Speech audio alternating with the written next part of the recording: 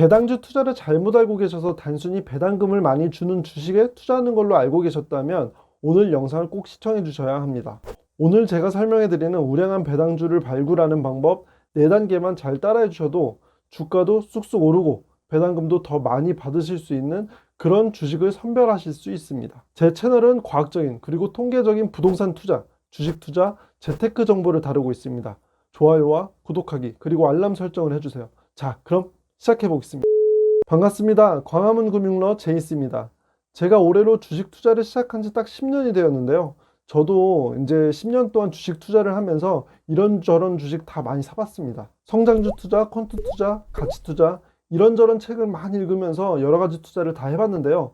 결국 저한테 가장 맞는 투자는 배당주 투자였습니다. 우선 배당주 투자의 4단계에 대해서 설명드리기 전에 배당이란 무엇인지에 대해서 먼저 설명드릴게요. 배당이라는 건 기업에서 이익이 나면 그 중에 일부를 주주들에게 나눠주는 행위라고 보시면 되는데요. 그러면 여기서 궁금해지는 게 만약에 이익이 100원이 났어요. 그러면 이 중에서 얼마를 주주한테 줘야 되는 걸까요? 이건 정해진 규칙은 없고 회사마다 다 다른데요. 이걸 바로 배당 성향이라고 합니다. 올해 이익이 만약에 100원이 났어요. 이 중에서 20원을 주주들에게 배당을 해주게 된다면 20원 나누기 100원 해서 20%가 그 기업의 배당 성향이 됩니다. 제가 배당주 투자를 좋아하는 이유는 이렇게 배당을 준다는 것 자체가 그 회사에서 이익이 확실히 나고 있다는 것을 보여주는 시그널이기 때문에 그래요. 그리고 배당을 잘 챙겨주는 기업은 그만큼 주주를 신경 쓰는 주주 친화적인 기업이라고 볼 수 있는 거고요. 그런데 이건 약간 교과서 같은 얘기잖아요. 그러니까 이번에는 제 얘기를 해보겠습니다. 개인적으로 제가 배당주 투자를 좋아하게 된 이유 첫 번째는 바로 뚜렷한 목표를 갖게 되었다는 건데요. 한번 생각해 볼게요. 우리가 돈을 잘 모으지 못하는 이유는 왜 그럴까요? 제 생각에는 뚜렷한 목표가 없기 때문에 돈을 잘 모으지 못하는 거라고 생각합니다. 이상하다. 저는 돈을 많이 모아서 아파트도 사고 부자가 되고 싶은 욕심이 있는 사람인데 뚜렷한 목표가 있어요. 이렇게 말씀하실 수도 있는데요. 그런데 이렇게 추상적인 목표가 동기부여가 그동안 잘 되셨나요? 저는 좀 더 구체적인 목표가 있어야 된다고 생각해요. 우리들이 매달 필수적으로 지출하는 돈이 있잖아요. 예를 들어서 핸드폰 요금 같은 거요. 이런 돈을 배당금을 받아서 핸드폰 요금을 낸다고 생각해 보면 어떨까요? 뭔가 꽁돈이 생기는 것 같고 배당주를 많이 모으고 싶다는 생각이 들지 않나요? 그런데 이것도 좀 재미없죠. 다른 예를 한번 들어볼게요. 저 같은 경우는 해마다 배당금을 받는 날에 티켓팅을 하는 날이었어요. 해외여행을 가기 위한 티켓팅을 하는 거죠. 이렇게 다녀온 것이 도쿄, 호치민, 다낭, 프라하, 그리고 작년에는 파리랑 런던을 다녀왔어요. 해마다 배당주에 투자하는 금액이 커지면 커질수록 제가 배당금을 많이 받게 되고 이 돈으로 갈 수 있는 나라의 범위가 더 넓어지더라고요. 뭔가 공짜로 누군가 여행을 보내주는 것 같은 이런 느낌이 들다 보니까 돈이 생기면 배당주 투자를 계속하게 되는 거예요. 이게 결국 저축을 하고 있는 거거든요. 그러면 결국 주식을 사서 거기서 나오는 수익으로 그냥 그 돈으로 여행을 가면 되지 왜 하필 배당주 투자를 하냐 이렇게 생각하실 수도 있는데요. 배당을 안 주는 회사의 주식을 사게 되면은 정확하게 계산이 서질 않아요. 배당도 안 주는데 내년에 그 회사의 주가가 얼마가 될지는 잘 모르는 거잖아요. 그러니까 어차피 올해는 코로나19 때문에 해외여행을 갈 수 있는 상황은 아닌 것 같고 배당주 투자를 오랫동안 열심히 해서 내년에 배당금을 받고 이 돈으로 해외여행 계획을 세워봐야지 라고 생각해 보는 건 어떨까요? 이렇게 하다 보면 자연스럽게 장기 투자를 할 수 있다는 장점이 한 가지 더 생기게 됩니다. 해외나 국내의 여러 가지 연구 결과를 보면 주식을 샀다 팔았다를 반복하게 되면 수익률이 오히려 떨어진다는 연구 결과가 굉장히 많습니다. 제 경험상으로도 그랬고요. 애초에 어떤 주식을 사게 되면 거래세라고 해서 나라에 세금을 내야 되고요. 그리고 증권사에는 거래 수수료도 내야 돼요. 그렇기 때문에 애초에 어떤 주식을 사는 순간 마이너스 수익률로 시작할 수밖에 없는 거죠. 그러니까 불필요한 거래를 많이 하면 할수록 세금이나 비용만 점점 증가하게 될 뿐이에요. 그러니까 이렇게 장기 투자를 할 수 있게 해준다는 점에서 굉장히 큰 장점이라고 볼 수 있습니다. 이런 장점들이 있기 때문에 저는 여러분들께서도 꼭 배당주 투자를 하셨으면 좋겠어요. 그런데 만약에 여러분들께서 배당주 투자를 잘못 알고 잘못 투자하게 되신다면 배당금도 못 받고 오히려 주가는 더 폭락하는 경우가 있는데요. 앞에서는 제가 배당주 투자의 장밋빛 미래에 대해 설명을 드렸잖아요. 그런데 지금부터는 배당주 투자를 하시기 전에 정말 주의하셔야 될 거에 대해서 설명을 드릴 테니 지금부터 좀 더 집중해 주셔야 합니다.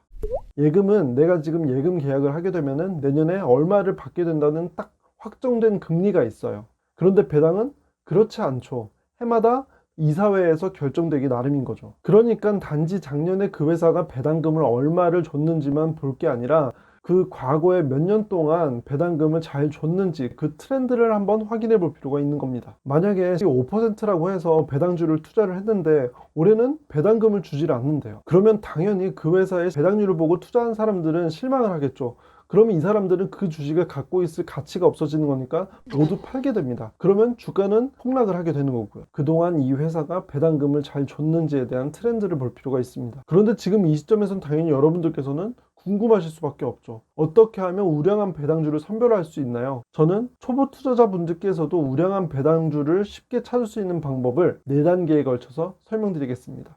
우선 네이버 금융에 들어가셔서 국내 증시 그리고 여기에 배당을 클릭하세요. 그리고 여기 수익률로 정렬을 하시면 배당 수익률이 높은 순서로 보실 수 있는데요. 여기 오른쪽을 보시면 과거 3년 동안의 배당금을 보실 수 있습니다. 3년 동안 배당금이 어떻게 지급되었는지를 볼 수 있는 거죠. 여기서 배당금이 들쭉날쭉하거나 최근에 배당금이 줄어든 기업은 당연히 제외해야겠죠. 내년에 어떻게 될지 모르는 거잖아요. 그리고 한 가지 더 보셔야 될 것은 배당 서양인데요. 제가 앞에서 배당 서양이 뭔지 말씀드렸죠. 배당 서양이라는 것은 기업이 이익을 얼마나 나눠주는가 이에 대한 정도라고 말씀을 드렸는데요. 그러면 여러분들은 그러면은 배당 서양이 높을수록 좋은 거 아니야? 우리한테 이익을 많이 준다는 거잖아. 이렇게 생각이 드실 수도 있어요. 그런데 기업은 이익이 발생하면은 이거를 배당으로도 줄 수 있지만 이걸 잘 갖고 있다가 새로운 사업에 투자를 할 수도 있는 거잖아요. 그러면 이거를 반대로 말하면은 그 기업이 돈을 버는 족족 배당으로 준다는 말은 그 회사에서 새롭게 투자할 계획이 없다는 거고,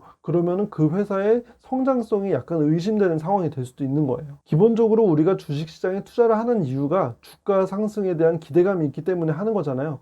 그런데 주가가 오르지 않을 거에 대한 생각이 들기 시작한다면 그 주식을 살 필요도 없는 거죠. 그러니까 우리 같은 배당주 투자자들은 배당금도 앞으로 증가하고 그 회사의 주가도 쑥쑥 올라갈 곳에 그런 기업에 투자를 해야 하는 겁니다. 그리고 이렇게 그 회사의 주가도 올라가고 배당금도 증가하는 이런 기업을 배당 성장주라고 하고요. 그래서 배당도 적당히 해야 하는 거예요. 그런데 이렇게 적당히에 대한 기준이 사람마다 다를 수밖에 없겠죠.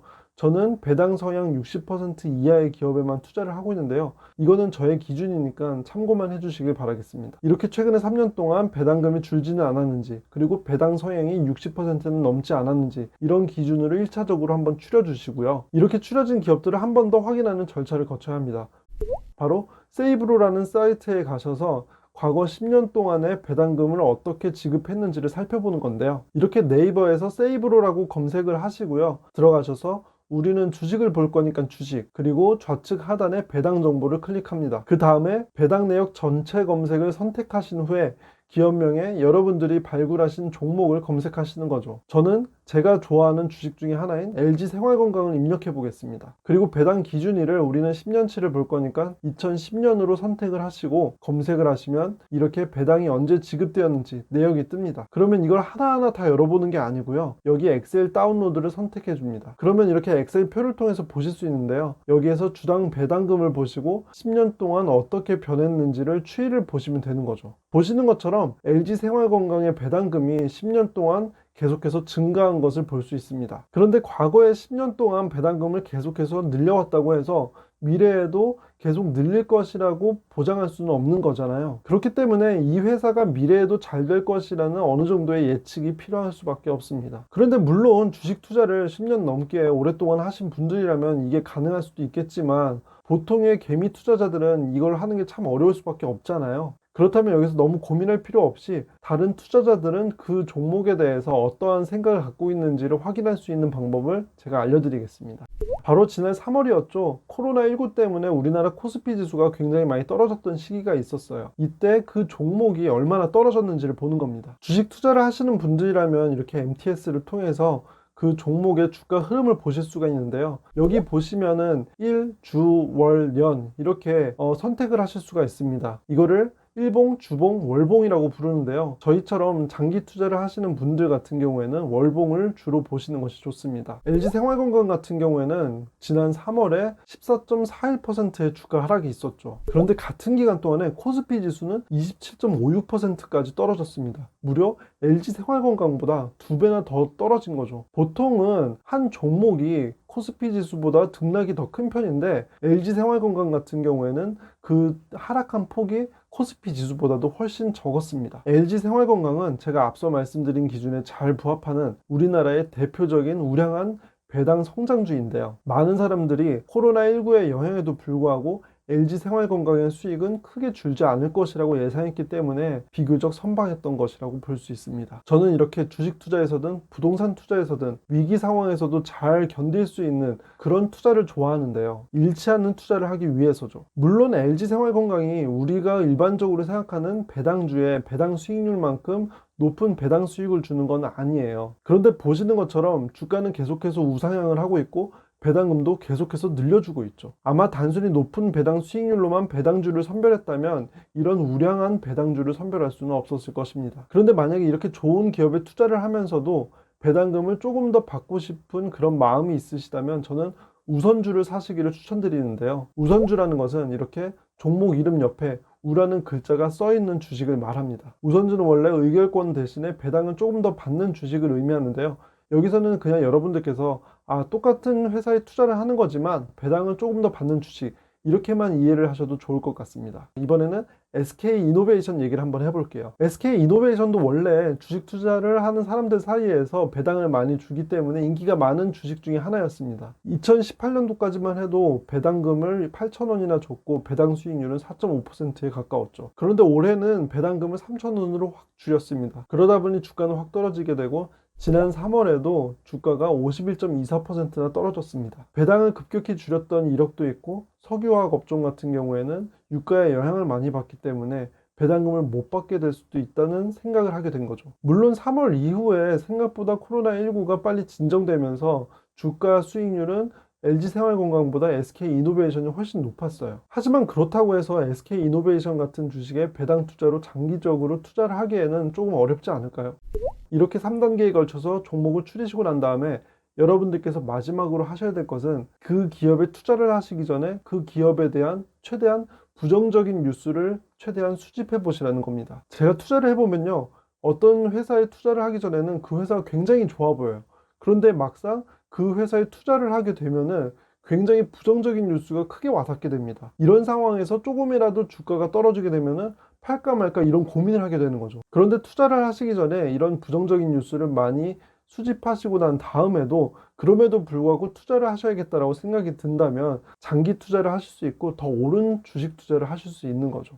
그럼 지금까지 설명드린 내용을 정리해 보겠습니다. 우선 배당주 투자를 하시기 전에 배당 수익률만 보고 투자를 하시면 안 된다고 말씀드렸고요. 그리고 네이버 금융에 들어가셔서 배당금은 최근 3년 동안에 어떻게 지급이 되었는지, 배당 성향은 60%가 넘지는 않는지를 살피셔야 한다고 했고요. 그리고 이렇게 추려진 종목들을 세이브로 사이트에 들어가셔서 10년 동안의 배당금을 어떻게 지급했는지를 확인하셔야 된다고 했습니다. 그리고 마지막으로 투자를 하시기 전에 그 기업에 대해서 최대한 부정적인 뉴스를 많이 수집을 하시고 그럼에도 불구하고 투자를 하셔야겠다라는 판단이 서신다면 그때 투자를 하셔야 한다고 말씀을 드렸고요. 지금까지 제가 설명드리는 내용이 마음에 드셨다면 좋아요와 구독하기 그리고 알람 설정을 해주세요. 앞으로도 좋은 영상으로 보답을 해드리겠습니다. 끝까지 제 영상을 시청해 주셔서 감사합니다.